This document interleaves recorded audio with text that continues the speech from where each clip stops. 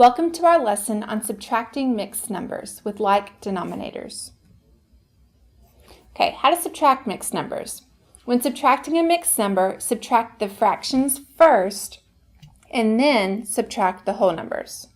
So let's look at our problem here. We have 4 2/5 minus 4 1/5. So we're going to subtract the fractions first. So 2/5 minus 1/5.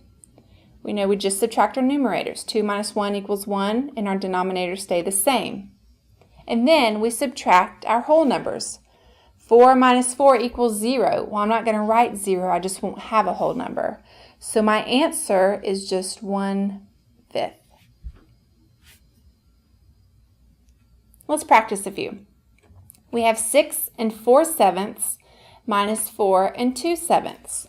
So we know we subtract our fractions first. So we have 4/7 minus 2/7. 4 minus 2 equals 2, and our denominators stay the same.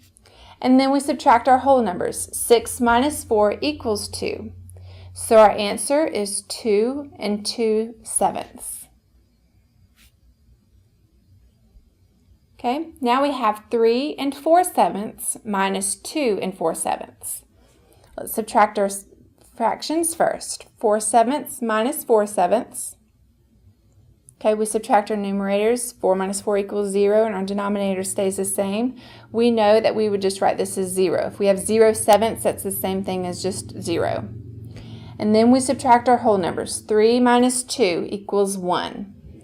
So we won't have a fraction in this answer. The answer is just 1. All right, last problem. We have 12 7/9 minus 2 1/9. Let's subtract our fractions first. 7/9 minus 1/9. Let's subtract our numerators. 7 minus 1 equals 6, and our denominator stays the same, 9. And then we subtract our whole numbers. 12 minus 2 equals 10. So our answer is 10 6/9.